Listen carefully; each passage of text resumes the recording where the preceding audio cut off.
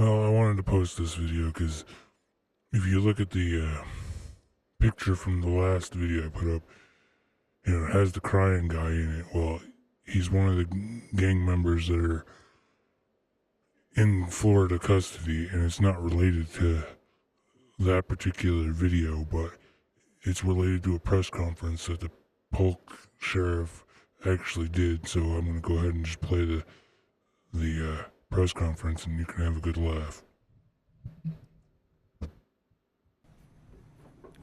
Thank you, everyone, for being with me today. And if you'll indulge me for just a few minutes, I'm going to outline a very complicated investigation that was led by my organized retail crime team. And this investigation began in October of last year, and it involved the TDA. This is a very violent Venezuelan gang. This gang originated out of the prisons in Venezuela. It's recognized in the United States as an organized, not only an organized gang, but they're also recognized as an organized terrorist organization. Now, you watch the national news and you think, oh, that's something that happens someplace else. But I can tell you that this violent gang was alive and well in Central Florida. And I want to show you, this is Alexis Benavides, and I'm going to introduce him to you in a minute. This is his gun. I want to tell you that these folks came across the border illegally. I want to give you details. This started with 32 cases that we worked, and there were 4 cases worked by other agencies. And it was with them stealing high-end liquor. But it started out something as minor as grabbing beer at convenience stores, and it elevated to robbery. And then not only was there a robbery here, but we worked with Osceola County because during the process of this in Osceola County, they committed robbery with a firearm. It's a violent group. So how did we come into contact with these folks? Through Public's Organized Retail Crime Investigation Unit, who noticed a trend of people stealing high-end liquor from them. And during the process of us investigating this, we determined that they were also stealing from Sam's and Walmart, the same trend.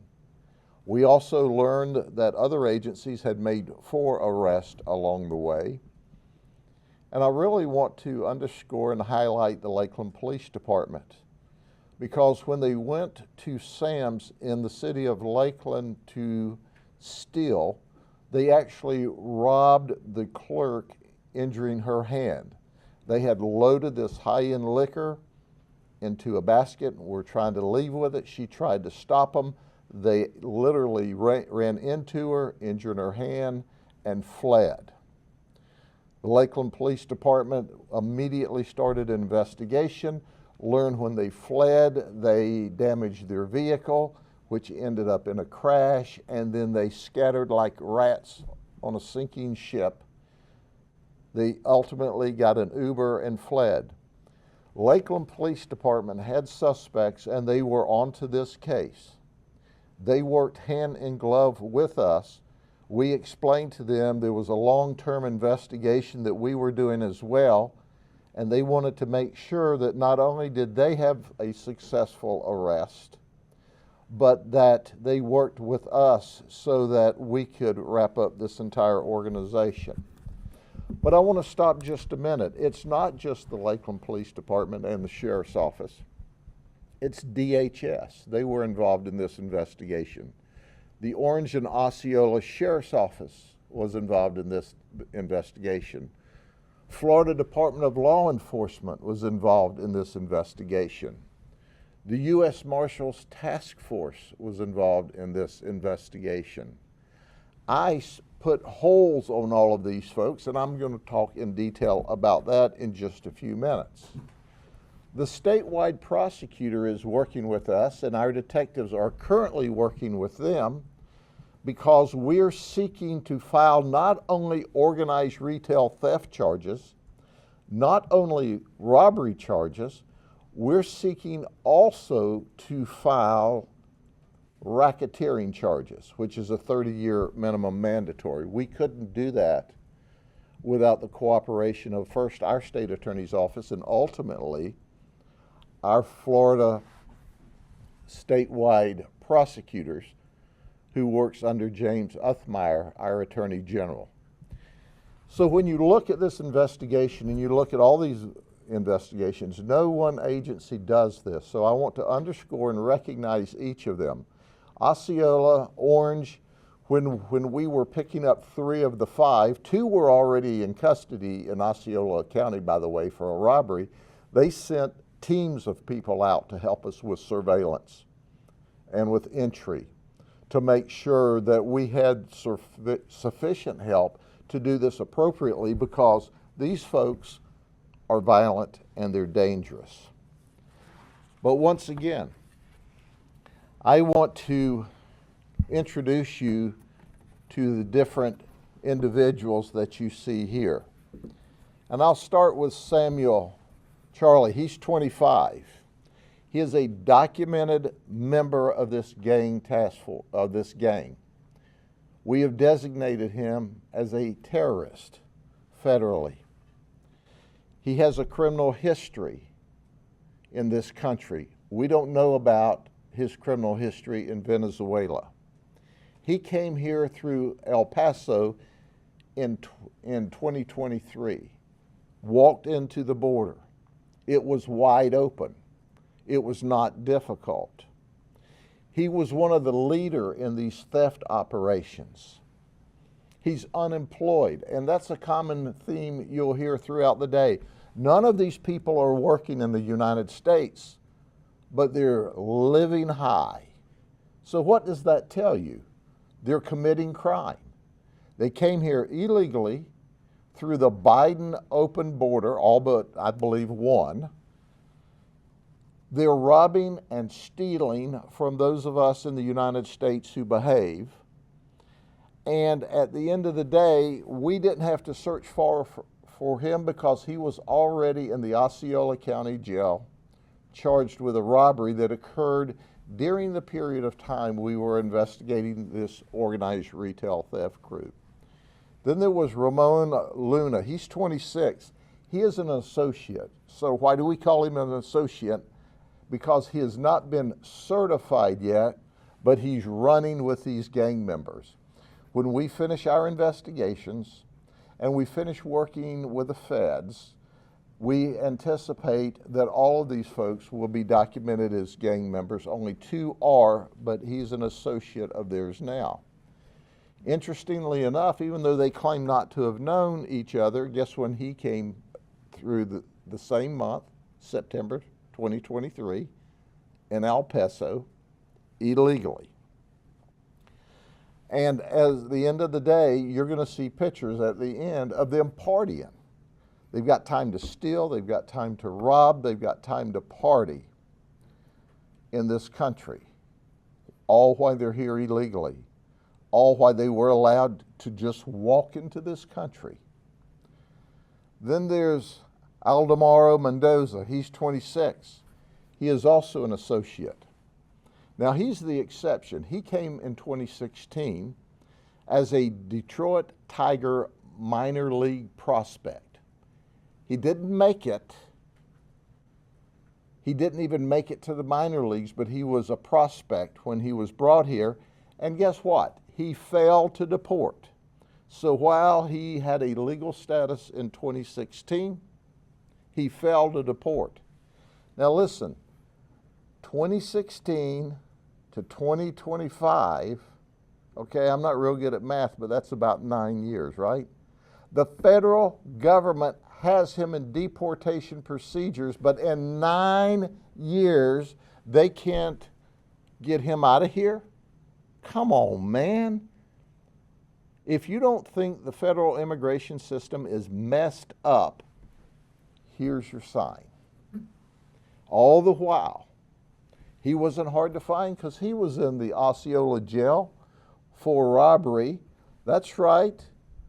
Charlie and Mendoza together robbed a person at gunpoint in Osceola County, neither of which should have been here.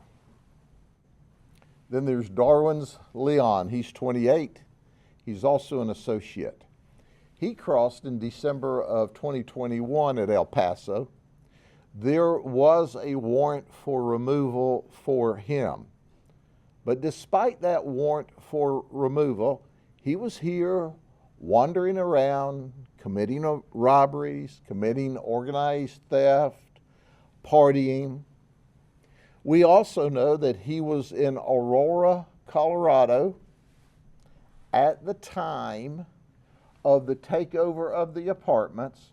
We cannot, and I underscore, we cannot tie him directly to the TDA that was doing the takeover, but he was there during that time period, and he was an associate, and he's running with them. He's also showed up in other areas of the country. So is he employed? Of course, none of them are employed, because why bother working when you can come here illegally and just steal from those of us in this country?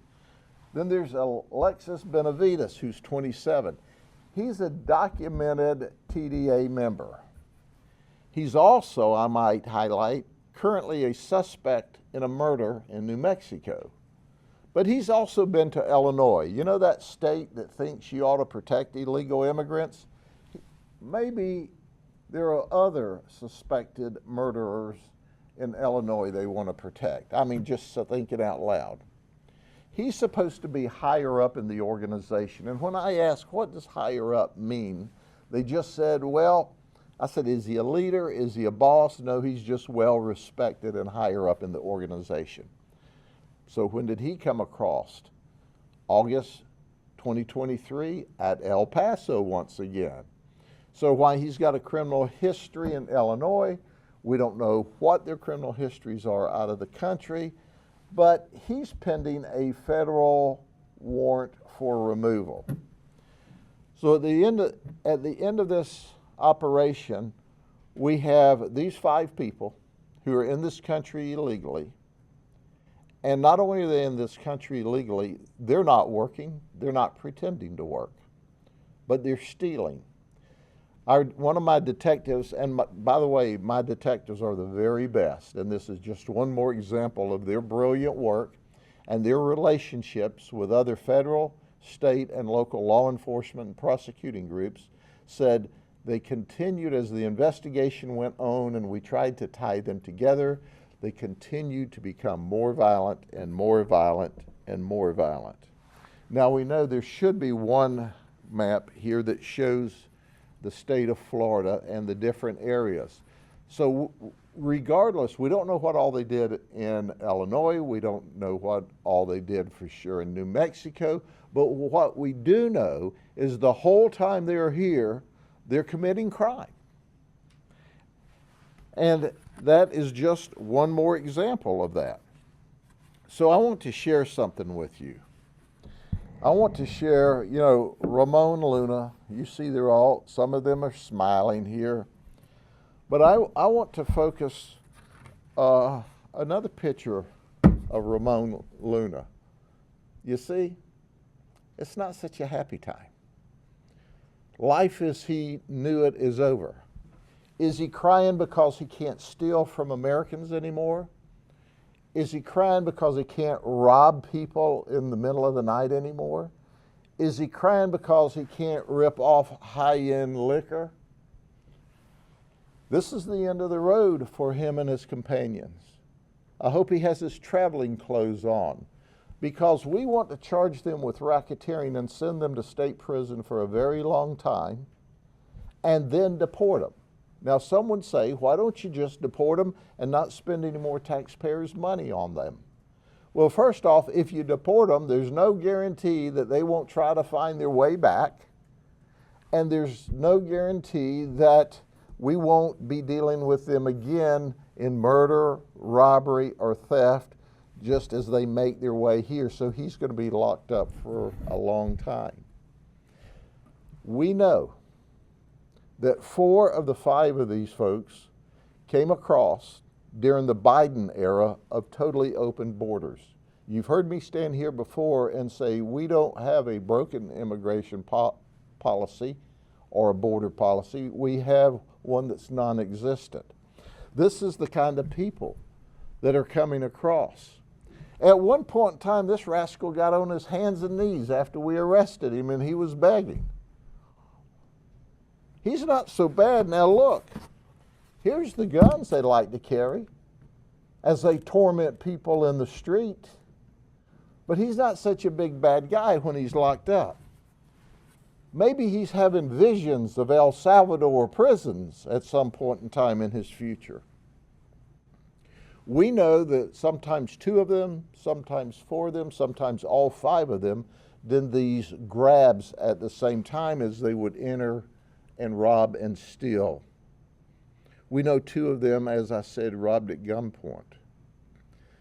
But they're not smiling anymore, you see? They're crying. They were smiling during the Trump era.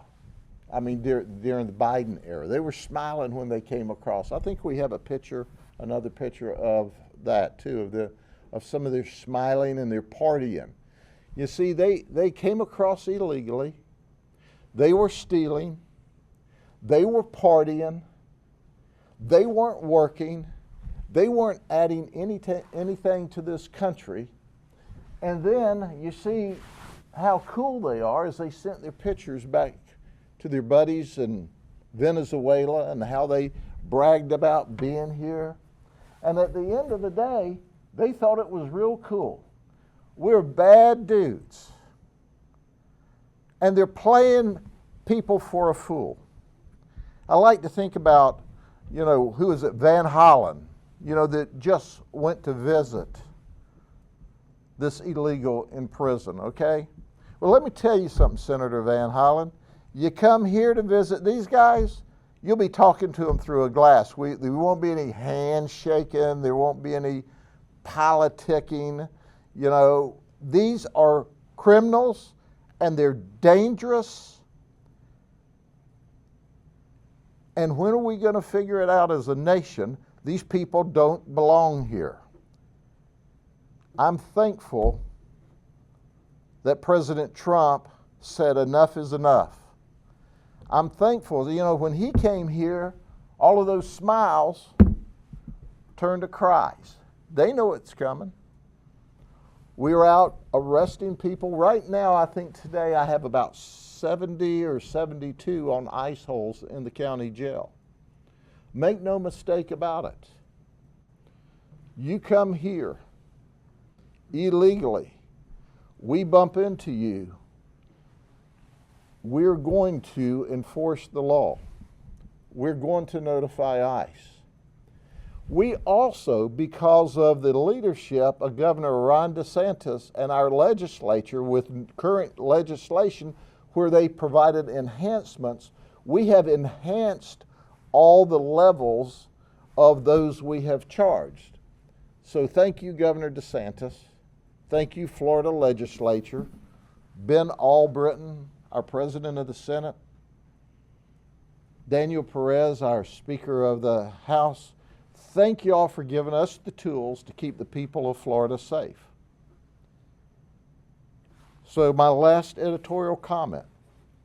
For those of you across the nation that think this is okay, why don't you find you some violent gang members that we have also designated as terrorists and take them into your home. Let them sleep in the bed next to your children. Let them drive your car, illegally, by the way. Let them live with you, because when you ignore these people and you think it's okay for them to be in this country, They are tormenting and terrorizing and stealing and robbing and murdering people. By the way, you notice the TDA didn't take over any apartment complexes in Polk County, because we'd have gone there and wore their butt out the second they showed up and locked them up before quick. So wake up, those of you who are wanting to protect this kind of criminal, and shame on you. I am so proud of our state attorney, Brian Haas. I am so proud of our Florida Attorney General and his statewide prosecutors, James Uthmayer. Together, we're working with all of our partners to get these folks locked up in jail and subsequently prison and subsequently moved out of this country. I am frustrated with a complex federal system that seems to pay more attention to illegal aliens in this country than they do the safety and the security of those that are here legally and the U.S. citizens. Are there any questions? On the three who were not currently in jail, who were not in Osceola jail, were they arrested like at a home? Was it in the act of one of these crimes? No, they were arrested pursuant to robbery warrants that we obtained, our organized retail crime team, and Osceola, Orange, FDLE task force. They were in Osceola County. They weren't residing in Polk County. They went over there, staked them out, identified them, and took them into custody. How long they were in the business of stealing? Well, I believe they were in the business of stealing from the moment they stole their way into the United States of America. There's never been any evidence that they've lawfully worked. So they came here and started stealing and started robbing, and we suspect murder on this one. And we don't know what we don't know yet, but all of this investigation on these guys is still underway. Let me ask, how long have they been, are you aware that they've been here in Florida committing criminal acts? We know we started the investigation with Public's organized retail crime team. When they brought it to our attention, they saw a pattern in the Public stores across the state. So I'm telling you right now, they came across this country, they've never worked, so they have more than likely been stealing from the moment they stole their way into this country. So more charges are expected for these? Oh yes, absolutely more charges are expected. We are working hand in glove with a statewide prosecutor who is simply the very best. These guys are into it up to their eyeballs, and we're going to go ahead and finish sinking them in the criminal justice system when we complete this investigation. Sheriff, there's been a national conversation about due process. You said that you want to see them in state prison, which implies a due process. How important is that to you, even when people are here illegally? It's amazing to me that somebody can steal their way into the United States of America and receive due process. But due process, as we think of it in the criminal justice system, is not the same as due process in the immigration system. Due process in the immigration system means being taken in front of a federal deportation judge or federal judge that deals with immigration issues. So it's not the same complexity. But they're backed up years and years. I mean, this one person has been here since 2016. Now, he started here legally, but he overstayed his visa. We've got the federal system. That's where you need to dig in and say, hey, think about this. As violent and dangerous as these guys are, their associates are gang members. Only 2 of them had removal warrants. 1 of them was in the process. 2 of them had nothing yet, and they're here illegally. The federal system is just all tangled up in its underwear. And they can't get these people out of here in a year or two. It's decades.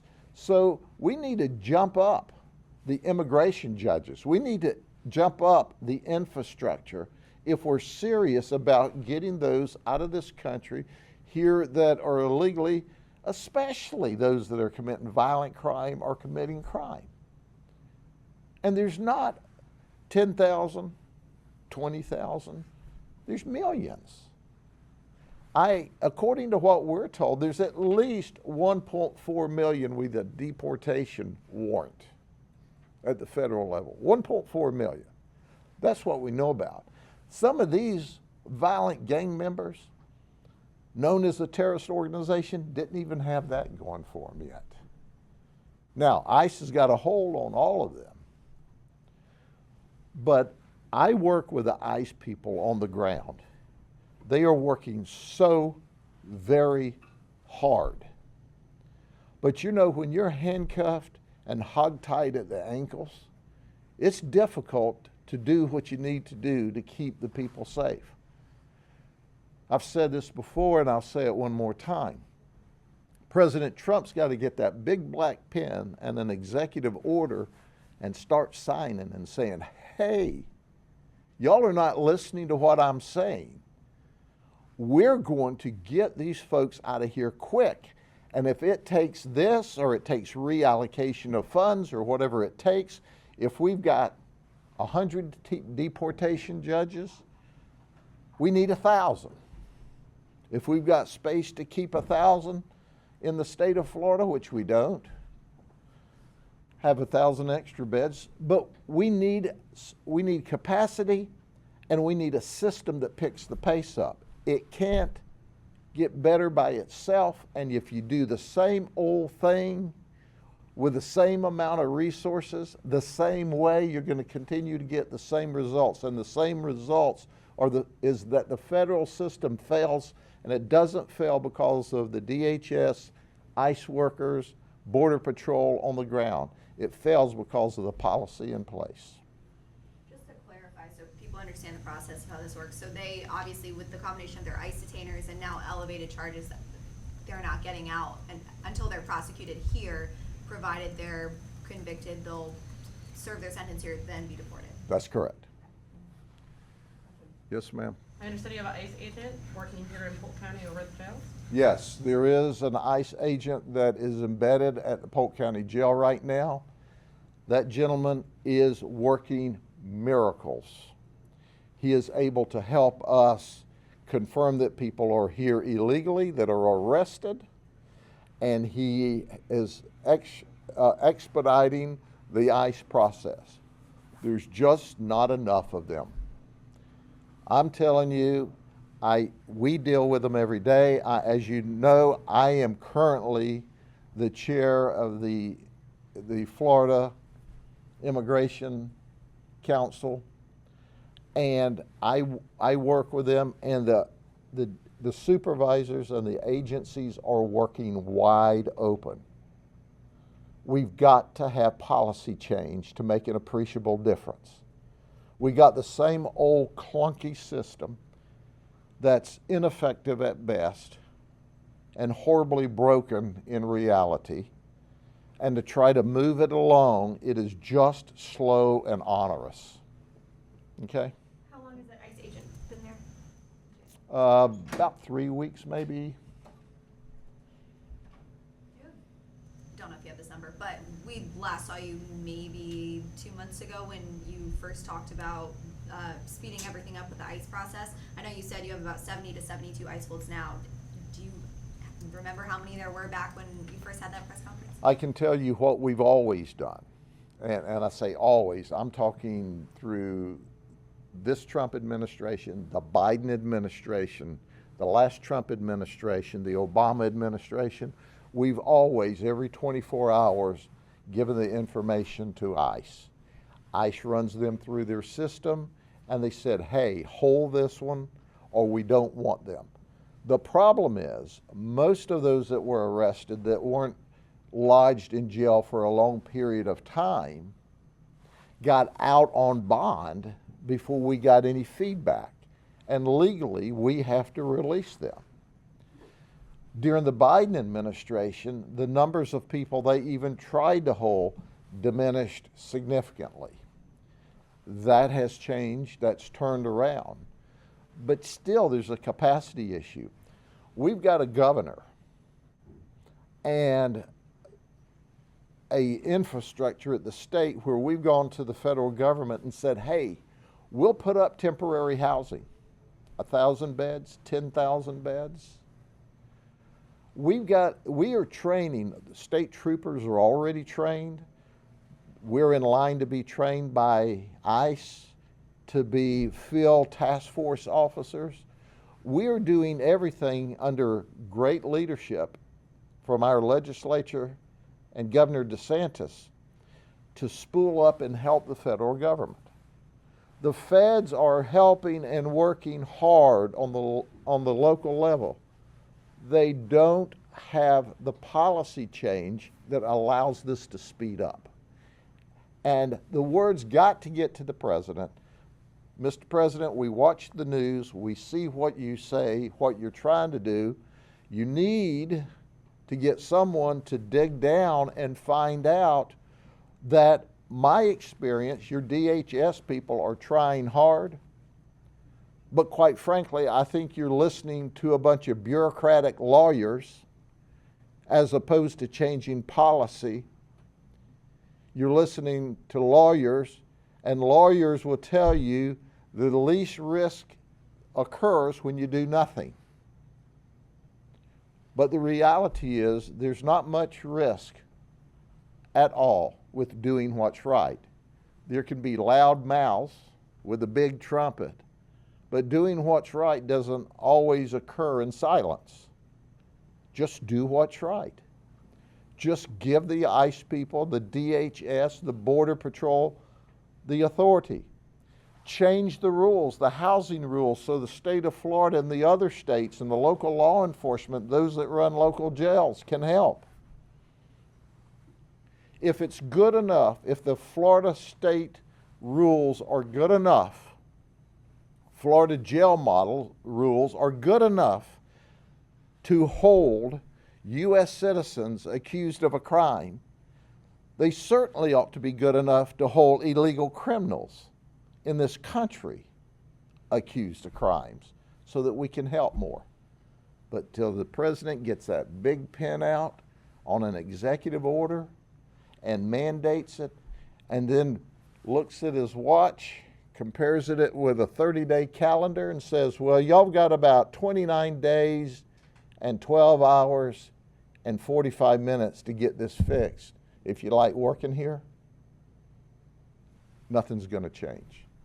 Because by the time he gives the order up here and it drizzles through the current rules and it goes to these bureaucratic lawyers who are paid whether they work or not, on the ground, the ICE folks, the Border Patrol folks, the local folks struggle. So, Mr. President, listen to what I'm saying. I'll get you what you need.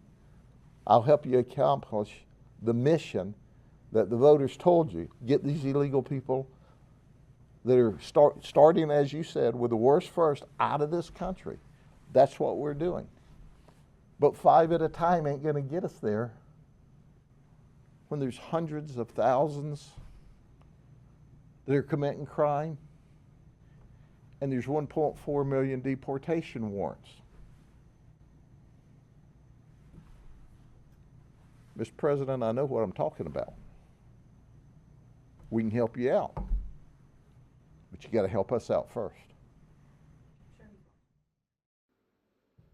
And as you can see, I put a link to the description to the original video down below.